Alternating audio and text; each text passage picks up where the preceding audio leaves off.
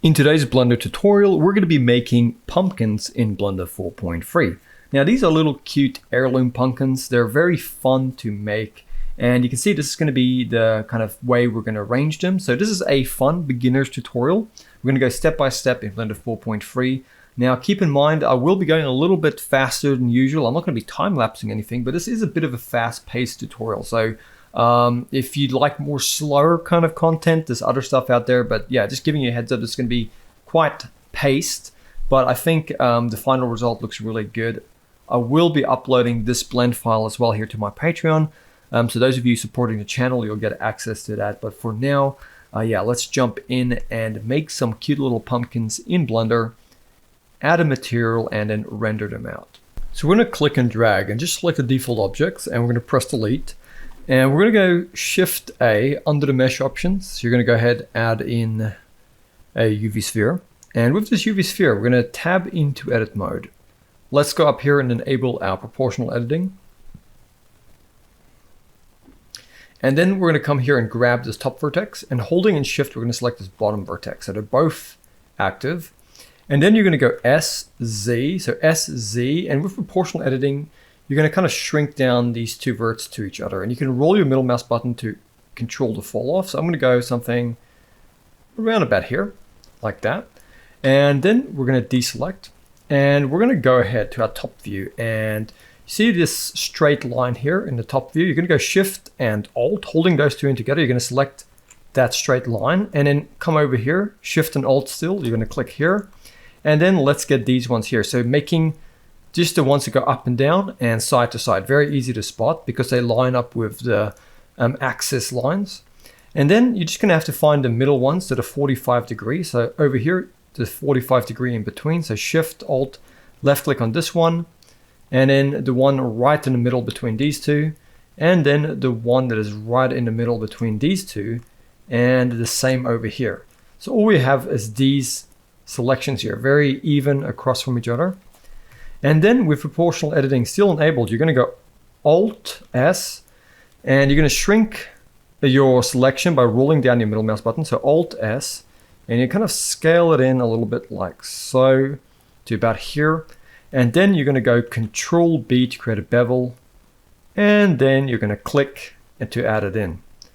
And now what we're going to do, we're going to turn off proportional editing.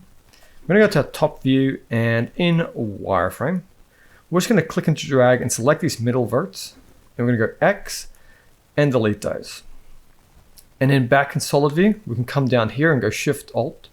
Left click on this to select it. We're going to go G, Z, and bring it down a bit. E to extrude, S to scale, and then SZ just to flatten it. So SZ and flatten it.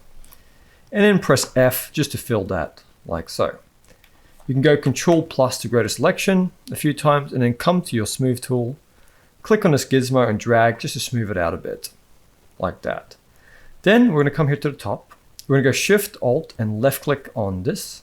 We're going to go E to extrude, S to scale, and bring it in, like so. And then you're going to go Shift D to duplicate, and Z to move it up. S, Z, and just flatten it a little bit, like so. And then we're going to go E to extrude and extrude this up, S to scale, E to extrude and Z again, S to scale. And we're just kind of making the stem that comes up. Now in our front view, we're going to go into wireframe. And we're just going to go E to extrude, R to rotate, S to scale. Let's do that again. E to extrude, R to rotate, S to scale it up a bit, something like that.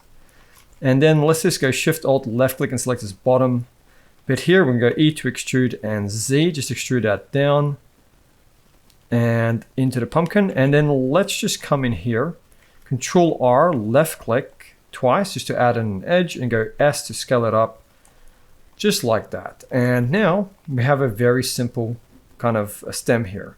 You can always come any point, and with proportional editing enabled, you can come here and adjust it a little bit. You may just have to come here and make it connected only. And then you can make a slight little adjustment so it doesn't look too perfect all the way around, like that. You can also do the same to the pumpkin. I'd recommend you make some of it a little bit more bulged and some of it a little less, just to add a little bit of unevenness to your pumpkin so it doesn't look too perfect all around. Okay, so now let's just come in here, Shift Alt left click on this, E to extrude, S to scale, and then press F to fill. Control R over here, left click, and just slide in an edge and then click, and then go S and just scale it slightly. Now we're gonna go to our modifiers, add modifier, search, and type in sub, give it a subdivision surface, and then tab back out, and now right click and go shade smooth. And there we have a pumpkin, but we're really gonna make this look a lot better by adding the materials. So let's start by moving our pumpkin up so it sits on the floor. We're then gonna go Shift A, we're gonna go to mesh options and add in a plane. Let's go S and scale it up, and then S, X, and scale it along the X. And then inside of edit mode, we're just gonna go to our edge select and select the back edge, and just go E to extrude it up. So E and Z, and then select this edge and go Control B to create a bevel. And if you roll the middle mouse button, you can add in more segments and then just click. Let's tab back out, right click and go shade smooth. And now we're gonna just come here in the front and go Shift A and add in a camera. And I would actually just move the camera up and then move it back like so. If you press 0 on your number pad, you can go to the camera view and then you can see what you're seeing here. So in my case, I probably want to go to my camera settings and make the focal length 90. And I might just move back a bit, something like that. And you can have the camera kind of, facing a little bit more from the top or the bottom, completely up to you. But that's what I'm going to go with. And now you can go over to your render properties, change it to cycles under the render engine. I recommend if you have a GPU that you use it. If not, just stick to CPU. And then go over to your max samples for the render, and let's make that 50. And now if we go Shift A, we can go to our light options and add in an area light. We're gonna go G, Z and move that up. Now let's head over to our light properties and let's give this a strength of 130. Let's increase the size. And now let's go Z and then click on rendered. And at this point, if you want to, you can always rotate your light. You can go Shift D to duplicate your light to make another one. So I'm going to have two kind of coming from the back here. And I'm going to go Shift D and just rotate another light kind of coming from the front. But this one, I'll only give it a strength of 90, as you can see here. So now we have some nice lights. I'm just going to save this to my desktop. And we're going to select our background floor, just a plane here. Go to your materials tab and go new, and then just make the base color dark. And now if we go over to our shading workspace, in our camera view, we're going to go Z and go rendered. Then select your pumpkin and then click here to create a new material. And let's just call this material skin. Then you're going to go Shift A, search and type in noise, and you're going to get a noise texture. Plug the factor into the base color.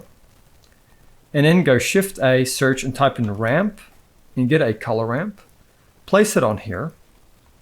Right, so between the noise texture and the principled base color input, and then go Shift D to duplicate it again and place it on the next cable. And then you're going to drag this black value up, and you're going to come here and you're going to make it kind of like a darker, kind of warmer brownish kind of orange. And then you're going to grab the one up here, and you're going to make that one kind of nice saturated orange. And now you're going to come over here to your noise texture and make the detail, let's go with 11, and the roughness you're going to drag up a little bit. And that's looking really good, but we need a little bit of bump. So what we're going to do is we're going to go Shift A, search and get a bump, grab it, and then plug the color over here from the first color ramp into your height, and then the normal into the normal if you're principled, and then drag your strength down to something like 0.1 or around there. And you're also going to take your roughness just up a little bit. And there you have your pumpkin skin. We can make this look even better by going over here and going Shift A, search and getting a mix. And let's go mix shader, place it over here. Drag on this factor and then get a color ramp. There we go. And then drag on the factor and let go and type in ambient and get an ambient occlusion node. And then you're going to go and grab this principled here and go Shift D to duplicate it. Plug it into the bottom input of the shader, mix shader. And then let's give this a kind of darker brown color. And then plug the bump normal output into the input here of the principled normal. And now all we have to do is drag the white value down a bit and then take the black value past it all the way up to the top. Like so. Now you can see in the occluded areas, we're getting this darker color. So what you can do is just drag this up even more and maybe drag this one down. We just want a little bit of that kind of where it's occluded. So you can see it's kind of like dirt on the bottom of the pumpkin where it's been sitting in the field. So you can see over here, we're getting that effect. I might just make the brown here a little less intense, maybe just a bit lighter in value. There we go. And you can see that's adding a lot of extra realism to our pumpkin. So all you have to do now is just grab all of these nodes over here. Right click and go copy. Go to your materials properties and go plus and create a new material. Call it stem. Then just select these materials and press delete. Right click and go paste. And then over here with your pumpkin, go into edit mode, select an edge and go Control L on the stem, and then assign that stem material. And then you're just going to come here and change this to a kind of greenish yellow, and this one here as well, making that one a bit darker in value. And then let's go Z and go rendered. You can now see that is the stem color. Pretty cool. So yeah, that's how you do it. I might actually just get rid of the mix shader though for the stem and just plug this principled in directly like so. And I think that looks a lot better. So now you have kind of like a pumpkin here, and you can mess around with the scale as well and the bump strength on the stem. So that's how you make a pumpkin. I do feel like the stem over here, if we tab into edit mode, you could go Shift Alt and just select every other edge going around like so. I feel like we can add a little bit more detail by just going around and selecting a few random edges going up. And then with proportional editing, so I'm just going to make sure it's set to median point under the transform pivot.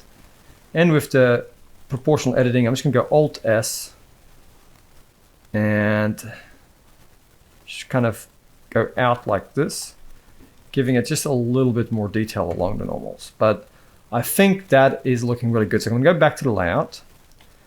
Now I'm going to go Shift D to duplicate this pumpkin. I'm going to double tap R to rotate.